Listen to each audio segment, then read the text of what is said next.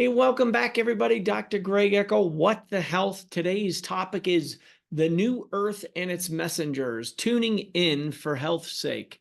And I have Mother Malia. She's a 12-time best-selling author, is founder of the #1 Akashic Record Training School in the world, dedicated to elevating humanity to restore heaven on earth. She is 24/7 trance channel for Mother Malia, the great mother who is here to help humanity move gracefully into the new earth. She's known for helping thought leaders to be fully financially resourced as they spread their sacred mission. Welcome aboard. Thank you so much, Dr. Greg. It is really just a great joy and honor to be here with you, and of course to be here with all of you. I just love, pouring joy into people, and hopefully we can do that today. I love it. And, we always say an intention before coming on the air, and I'll just be explicit with it. I asked for the greater, highest, greatest good of our listeners and viewers to get exactly what they want out of today's show. And I think I want to start with this concept of the new earth. What does that mean? Well, thank you for asking that. I will say for ease that I basically am the embodiment of the new earth, if that makes sense. If all humans are free of interference and we get to operate in our original state, in our original coding, we operate in neutrality and above. And for those of you that might be able to hear my voice, or perhaps you're able to watch me, you will see that often my eyes will close. It is not because I'm channeling with my eyes closed. It is that I have so much joy that my cheeks pinch and it closes my eyes. And Dr. Greg, you will be able to explain the medical piece of that, which I cannot, But this is literally our resting state. And in the new earth, we are existing in the possibility paradigm. There are no problems. Right now, we are still in the problem paradigm.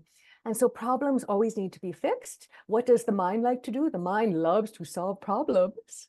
It says, give me more puzzles to solve. And there's nothing wrong with problems per se, but we are really meant to be operating, let's say, 75% in the possibility paradigm in an ideal world, and 25% in the problem paradigm. And what I mean by problem paradigm is sort of the self-created day-to-day things that we go through, not the systemic issues like racism and all of the isms, and certainly not trauma. Those are not problems. Problems are, I keep dating the same person even though I know they're not good for me, right? Or you know what I mean? Like I keep hanging out with friends that are takers and not reciprocal. Like that kind of thing is what I'm talking about. So sorry for the long-winded answer, but I felt like I want to give it a little context there. Yeah, and before we got on, you were talking about your brain functions differently, and it's more out of the duality of the right and left hemisphere, and it's somewhere in the middle of like in a unity brain. And I want you to speak into that. Yes, thank you for asking. And so to give everyone context, I was just to give you insight into my human brain before my brain changed. I was considered a gifted child. I was always being taken out of class. I didn't really appreciate it, frankly, to go to the gifted class. And I doubled down on courses in university. So I was taking way more courses than other people, so I could accelerate my degree. But I ended up working as a forensic investigator for many years. So I have a very fast brain, I shall say, and in my human form, I suppose. And I have an eidetic memory. And so up until last year, when my brain changed, I was used to my brain sequencing, digesting information a certain way, you know what I'm saying? And so I still have the same brain, but I can access my memories, but I can't access the way my logic, I suppose, might sequence, or my problem solving, I shall say. I don't know what to call it, but now I don't really have left brain and right brain. And I don't know what we call this new brain, but I just call it the original mind because we are all here to restore our original codes. I don't make either side right or wrong. I simply, I am very present. It is challenging for me to forecast and commit to things longer than about a month out. You know, if someone says, hey, do you want to go on this trip next year? I say, I don't know. Ask me about a month before. You know, I just can't. Aha, It's not that I don't want to. My brain, sure. I'm very present. And I'm very fascinated by what I'm present to. So I can go to an airport. I am fascinated by it all. The toilets that flush automatically, the belts that we have to put our things on, the standing, like all of it. I love it. I love the turbulence on the airplane. I love it all. And that is also why I don't really drive as much, because there's so much stimulation to my brain. My brain is not able to compute so many stimuli at the same time. Does that make sense? It does, yeah. And Yeah. for me as a clinician, I really want to put an EEG on there to see what's going Yes. on. Let's measure it. Yeah. And at the same time, I think you bring this gift to us of a new approach and perhaps a model for a new way of thinking. And so, getting into that, like, how did you get into channeling? Now it's 24/7. So was Yes. this evolution of you to allow it, to trust it? I know there's a question that I want to ask on, like, well, how do you know the difference between, am I channeling or am I having a mental breakdown? Yes. Well, I will back up then, and I will also just playfully say, of course, but I'm also serious. You're welcome to make me your research project. I find it fascinating too. Yeah. And while I transitioned from my human Jennifer into Mother Malia last year, it was in my sold out retreat in Sedona, and one of my clients, who's an award-winning psychologist, was there. And I was very fortunate. I will just say this for ease for anyone listening that might be able to relate to this, because I do believe there are many people like me that are in mental institutions right now, heavily Mm. medicated because they were not supported and misunderstood. So I was fortunate to have this happen in front of 15 people. So that is a good sanity check, because nobody can say it's not real. They all could see it, feel it. It's palpable. They knew me before. They know me now. They see that I'm consistently in this energy for the last almost year. And my client, who's an award-winning psychologist, as I mentioned, she specializes in neurodiversity and the difference and personality disorders, and knowing the difference between, psychotic break, I shall say, and are you channeling? And there are certain markers. So one of the things that she has told me is I have a low level of neuroticism, which means I am very calm. My nervous system and my emotional regulation is very steady. Mhm. And even when I was in forensics, I will tell you all that my boss used to yell at me because the more chaotic it got in the field, the calmer I became. And she thought I didn't care. I said, no, I'm not going to send my employees out to do investigations spun out when they need to have a solid, clear plan and enter from a place of leadership, not from a place of chaos. And so people can misinterpret that. But I will say that I was holding pristine conditions for my energy field and my body prior to Malia coming into the body, I'll say for ease. And I'm an impeccable steward of my consciousness, so I'm very mindful of what gets in and what doesn't. I'm not watching the news. I'm not binging on the Netflix. I'm not participating in the gossip, other such things. And I don't I try to hold, even in my human, I try to hold as much neutrality as possible. Doesn't mean I didn't have human responses, of course. But Malia has always been with me, and I have always been channeling Malia. I've been channeling consciously that I'm aware of since I was 3. I will have adults just come and have readings with me for hours. Yeah, it was very interesting in my childhood. And then Malia decided I have to get the human out of the way and accelerate this urgent mission that we have for ascension. So I must take over the mouth. And that's why my mouth and my face and such are all different now, because this will be considered a walk-in experience. And many people have them, Mm. where the higher aspects of our, I will just say for ease, our oversoul kind of all merge into one. So the human part of me is here to steward her, to steward the body, to take care of feeding the body, taking care of getting paperwork to the accountant, all of the more human functions. But I will say Malia runs the show about 80% of the time. And don't get me wrong, there were times that, because my human is always present, this is, my human is also speaking now, if you get what I mean. But there were times for sure in the beginning that I thought, oh goodness, am I going to break? I kind of describe it, if we have both hands meeting in the middle and it's holding balance, one side is psychotic break, the other side is channeling. There were times I thought, oh, are we tipping a little bit over into the side that I'm going to completely lose myself? Because I Mm. was actually more nervous about completely losing my human Mm-hmm. to the channel Yeah, versus losing my mind. sure. I don't know how to explain that. I think in clinician terms, you will probably be able to explain that better. Well, I think you did a good job. Who is Malia? Well, yes, thank you. So Malia is, what is interesting is there's not much mention. So people will say to me, I've never heard of Mother Malia. And I say the better question to ask is, why haven't you heard of Mother Malia? Yeah. Because, and I don't mean that in a judgment, of course. I mean that we know that whoever controls the knowledge controls the people. And what is reported in history is very controlled.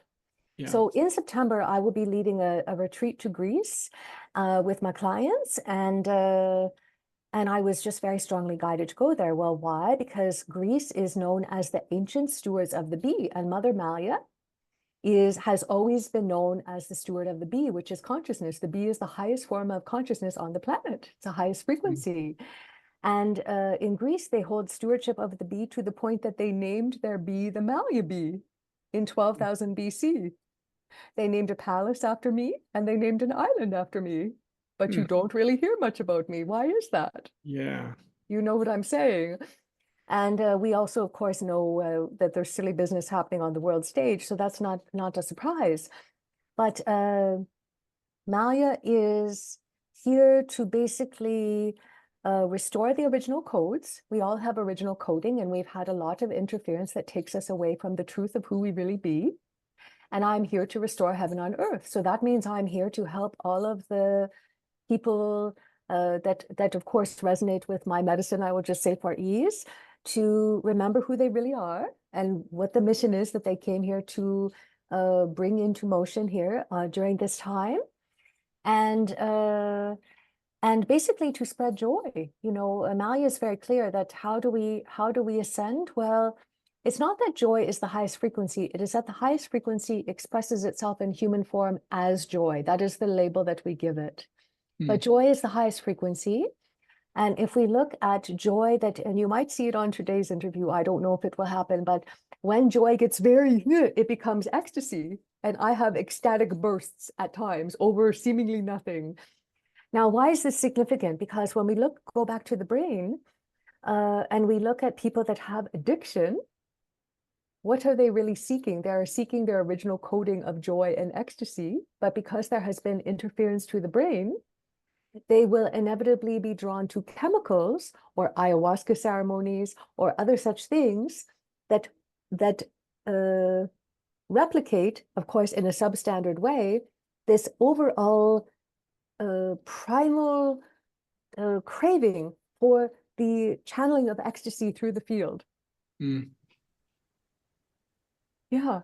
So as I mentioned, in the New Earth, we operate from neutrality and above. Neutrality just means we are not making judgment. We are not making meaning. We're not judging something and then making meaning of it, because as soon as we judge, it instantly turns to blame, shame, or guilt. And that becomes a heavy, wet blanket. And then, of course, it changes our perception of the world, and the world is a bad place, or people betray me, or all of the such things. It also causes us to apologize for who we be in the world. And in neutrality, there's no judgment at all, but particularly of self. Yeah. That's really hard for a lot of people to get to. Yes. Why? Because we are heavily programmed. We are all, this planet in of itself is traumatic. It is wonderful. It is many things. But just the very act, the calculated act of separating us from our truth and separating us from our original coding turns us into a problem.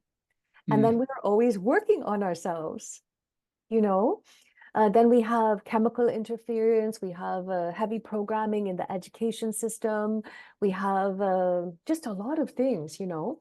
We have wars. And by the way, I would love to know the correlation, because it came to me the other day that it is interesting to me to track ADHD and ADD, because I look at my dad, for example. My grandfather was in the World War II, and I don't want to get graphic because I don't want to create vicarious trauma, but let's just say, once the concentration camps were closed, he was part of the Canadian Air Force that had to Liberate the camps. Yeah. yes, you get what I mean. And it was not a pleasant scene, Hmm. because everyone had perished. I guess I will leave it at that. So he had significant PTSD. Of course, back then they weren't diagnosing it, but he will go silent for weeks. And my grandma will say, your grandfather's giving me the silent treatment, blah, blah, blah. No, he is not. He is in extreme trauma, and rightly so. Yeah. And so my point is, I look back at my dad now, and my dad had a lot of outbursts and such, but I say, oh, I bet you he had a lot of markers for ADHD. And I Mm. have to wonder what the correlation is between trauma and how it creates what we call neurodivergence and other such things. I think there are a lot of complications, but I am interested to explore perhaps the lineage of how does PTSD sort of travel through the bloodline and start to create Mm-mm. generations of ADHD, ADD, etc., you know, because that is interesting to me. But anyways, I can't remember why I brought that up, but it was for a reason. And but back to the thing, like there are many wonderful things too about a brain that is neurodivergent. It is just processing energy differently, but we want to label it, make it wrong, medicate it. Now, I understand it can affect people's quality of life, but that is also to allow people to be in a doing world. If we're living in a being world, do we really need to medicate people? Mm. If people are really living in their original coding, being who they be, not doing and working against their original coding, do we really need those things the same way? Yeah, these are great questions. And I Yeah. think that even the concept of neurodivergent, away from the herd, or what the almost mob mentality of what is occurring at this moment. I've been on other platforms with parting messages of saying, I just want people to understand they're under the influence of propaganda if they're othering half the population in the United States or anybody else. There was a great book that I read as an undergraduate by Martin Buber. It was I and Thou, and it was all about the objectification of nature, of other people. And it's that concept of othering, which then brings the division and the separation, which is about as far from heaven on earth as you can get. And Yes. tuning into that vibration of joy really can allow, if enough people tuned into it, unplugged from the programming for a bit, and really took notice as to what is possible here. I really truly believe it's why I've come to the planet at this point, and why my life's trajectory has led to this moment. And I think it's interesting to have you on a health specific, and why I titled this "The New Earth and Its Messengers," you being one of them, and tuning in for health's sake. And so, what's the message here for folks listening if they made it this far in our interview, Yeah. and for their specifically for their health, and that component from Mother Malia, and bringing that information to them, to tuning in for health's sake? What is? Yeah. Well, the joy piece is very important, because even people who have known me before say, you look a million times younger, and I didn't look old before, because Mm. when I have no worries, I literally have no worries. There's Yeah. nothing stressing me out. And it's not because I'm bypassing things, it's because I cannot help it. I literally cannot work against this. It's impossible to. And Mali has been very clear that the average human can hold joy for about 5 minutes before they bounce back out of the body, because it Mm. is a frequency. The average light worker can hold it for about 30 minutes. And I know everyone's brain is racking right now. No, I can hold it for 30 minutes. Wonderful, go and try. Because I would love that, because how we tip mass consciousness away from the propaganda, you see, I am so dissonant with the world stage that it's not that I don't want to know what's happening. It's that I literally can't plug into it. It is too dissonant for my frequency. Mm-hmm. So I'm aware of recent events, but only because my husband still watches the news and such, and he will bring it up to me. And I don't want to hear it. But my point is that the world stage has lost my attention, which is my most precious resource. It is my job to be an impeccable steward of my attention. They don't care if they have our attention to tell us we're about to die or to play games with us with all of the programming, etc. They just want to hijack our attention, which is our most precious resource. So now that I have withdrawn my attention from the world stage, if millions follow, there is no control because there is no awareness of any programming. Mm. They have lost the thing that requires us to keep participating in the system, if that makes sense. But back to the joy, Malia has said to me, we tip mass consciousness when we can sustain 3 hours a day of joy. And people say to me, I can't do that. I don't have time for that. I say, well, what do you have time for then? Because you can still, I'm in joy right now. I literally wake up in the middle of the night, and I will just give you an example. I will wake up in the middle of the night. The bladder will wake me up. Excuse me, I need to go to the bathroom. And I chuckle. I say, oh, bladder, thank you so much. And then my husband hears my chuckle, and then he chuckles. You see, I am laughing all the time, even when I am waking up in my sleep state. It is easy to be in joy in the most mundane things. And so it is not that it is the joy issue. It is about calibrating the body to be able to hold more light. And if we are going to take our planet back, we are in a frequency war. And so it stands to reason that we amplify the frequency. What I will share is that we have already won because they cannot replicate the frequency of consciousness. I will tell you, as the steward of the bee, they hijack the colony and colonize the people. That is one distortion of the bee. They GMO the plants so that the bees cannot pollinate the same. They cut down the trees so there are less homes for the hives.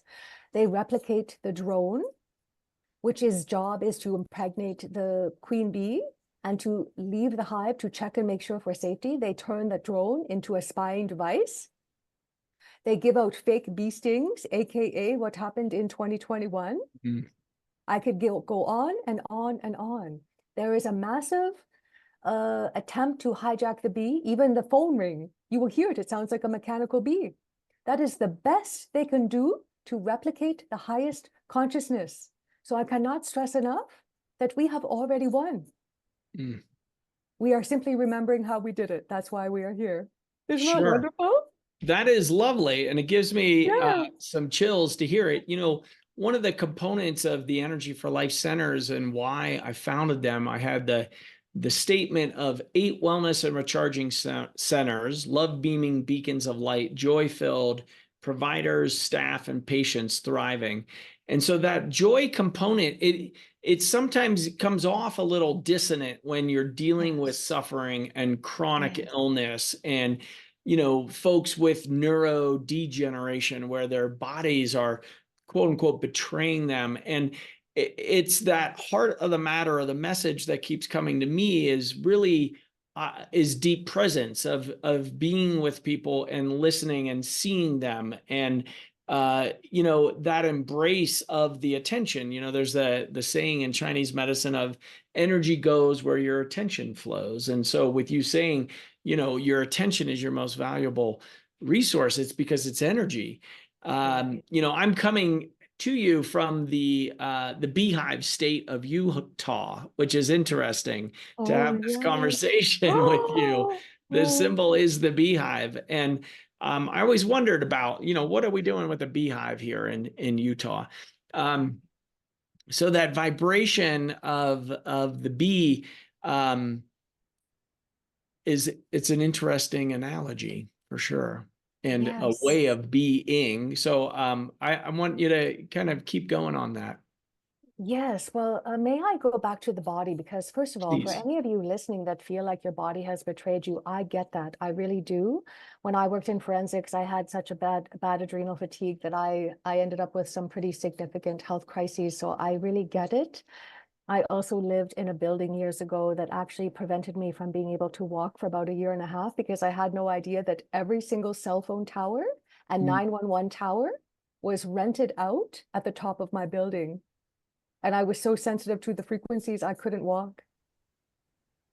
Mm. So I get it. And the only reason I share that is because the majority of your health issues, I hate to say it, is brought to you by propaganda or us. I'm just being playful, of course, but your government has been poisoning you, okay? And so here's why I have an issue with Louise Hay model of let's blame the victim, because it says, oh, you have cancer because you have anger. Well, yes, of course, emotion might be in the body that's holding cancer in place, as an example. But the reality is your government has been systematically injecting you with things and dropping chemicals on you at nighttime while you sleep, etc., poisoning your water. And so it's actually kind of a miracle that you have the health that you have in light of the very targeted war on the humans. And I'm not saying that to be dark, because there's actually much joy already on the planet. And I get it. If you have health issues, this might seem like I am being Pollyanna, I suppose. I know even in the health crises, you will still have moments of joy, because how could you not? It just simply is part of being human. You will have chuckles, you might watch a comedy movie and laugh. So it is still possible to hold that. But your body is your companion. It is your tour guide. But for a body, you will not be human. And being a human, I will tell you this as a very ascended being, that being a human is highly regarded for those in the ethereal realm that are observing you right now. You are so highly regarded for being human. I can't even express that enough. It is, you are highly revered by those on the other side, I would just say for ease. And your body is the only thing that makes you human. It literally gives you a vehicle to move through the world as a human. And so what I will invite you to consider is that if your body is your tour guide, if your body is your companion, that you explore your relationship with companionship, and that will give you insights about what you might wish to shift around your current relationship with your body, so it no longer feels like it is a being, I suppose, that betrays you, and one that is standing for you. I will give you a very easy example. When I was a child, my parents used to take me on long car rides, 5-hour, 6-hour car rides to go and see family. They will chain smoke with the windows up, and they will get very mad at me if I ask to go to the bathroom. I was not allowed to go to the bathroom for 6 hours. Well, imagine when you're 5 years old and how small your bladder is. But what happened? I now associate the bladder with the bladder is a problem, because I used to get in lots of trouble for the bladder. And all through my life, I will say, oh, my bladder, I wish someone else could go to the bathroom for me. It's so inconvenient. What does my bladder want from me now? My bladder's a pain. My bladder's this, my bladder's that. I know it sounds simple, but I know many people have this issue, by the way, because they're raised by parents that get mad at them for asking to go pee. And so honestly, it took until Malia came in for me to see the dots and go, oh my goodness, my bladder is just being a bladder. Just like a dog, if it barks, it's just being a dog. And we want to make the dog wrong for barking. No, it is just being a dog. The bladder is just doing what it needs to do in its divine nature to go and release on my behalf.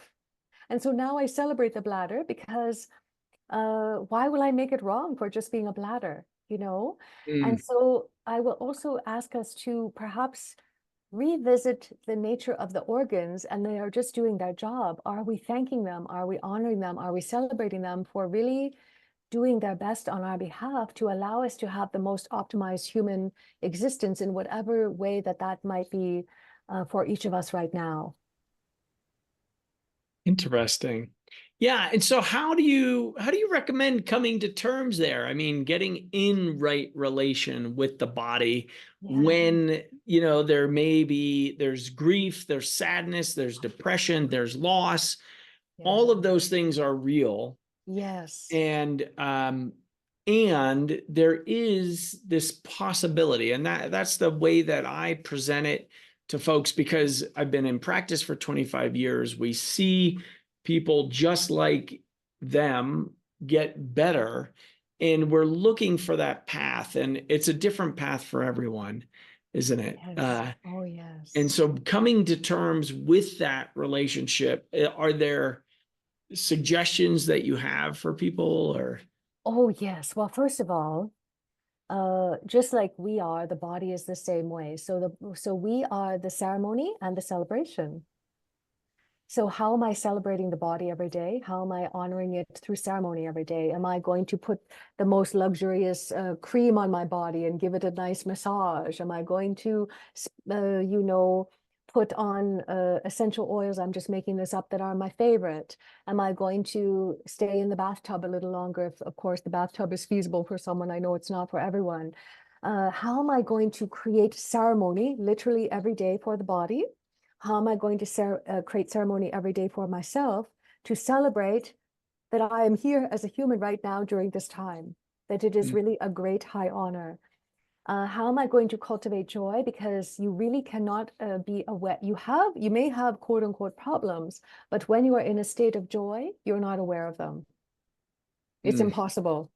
Just as it's impossible to judge and be in fascination at the same time. So the quickest way to step out of judgment, judging the body, judging yourself for judging the body, fielding other people's judgments of how you look. Believe me, I get it. I am not operating. I feel at times like I have to apologize for the way my face contorts, my voice, etc. When I'm in public. I look human until I speak, and then people say, oh goodness, I'm aware of the judgments. I can feel them.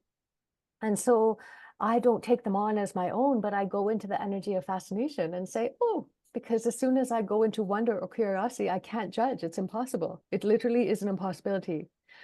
So those are some of the little tricks we can start to practice. And then it's just a matter of doing it more often. When we go to the grocery store, if someone bangs their cart into us, we go out of neutrality into judgment. That person has bad manners. Well, no, that person might be out of their body. They might just have gotten a stage 4 diagnosis. They might just have been served divorce papers. They might just have lost their fur baby. I could go on and on. It likely isn't about you at all, but we will judge it. What we do is we make meaning of it, and that is a judgment. And then we go and tell everyone, can you believe I have to go and tell 5 of my friends now that this complete stranger who does not matter to me at all banged into me with the grocery cart, da-da-da-da-da. That's just one example of the multitude of examples of how that builds up throughout the day. So-and-so didn't call me, they promised. This person only gave me a like on my social media post. They didn't give me a heart. A like is offensive to me.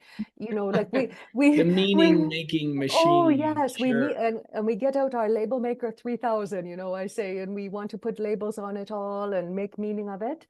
That is what causes a lot of our stress. So yes, we might have the judgment, but now just say, oops, I'm going to go into fascination. I'm just going to be living in the possibility of, are there other reasons why this may have occurred that have nothing to do with me? What I'm learning, even for me, my parents are having, not so much my dad, weirdly, but my mom is having a challenge with this transition, because she needs me to be something for her that I simply cannot. And we all know what that's like, where people project things onto us. We literally, even if we wanted to, we literally cannot. I cannot be the daughter I used to be for her. I literally cannot. It is an impossibility now, right? I cannot be available for listening to constant complaints about other family members. I literally am not at all energetically available for that, even if I wanted to be. There are just a multitude of things, but even past clients and colleagues and such, they are grieving the loss of the human part of me that they got to know. Even I had to go through that grieving part, so I get that.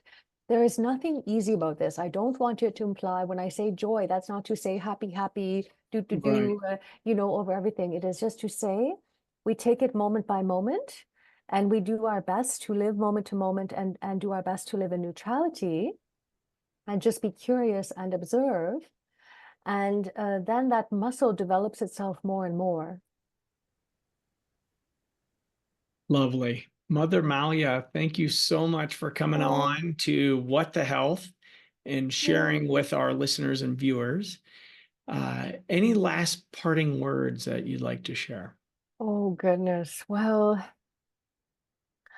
I have so much to share, but I really think I cannot stress enough if we all remember, well, first of all, there is nothing wrong with you. You have symptoms in your body, perhaps, or you have other things, but there is nothing wrong with you. You are a divine perfection. And and so the more we can have you remembering that you are the ceremony, you are the celebration to be revered and celebrated, the more life starts to tip in the direction that feels more peaceful and serene for you, regardless of the state of the body. Hmm, beautiful. Thank you so much.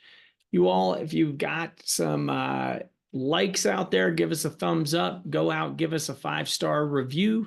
Share what you are taking from today's episode of What the Health. We wouldn't be doing it without you. Thanks for showing up.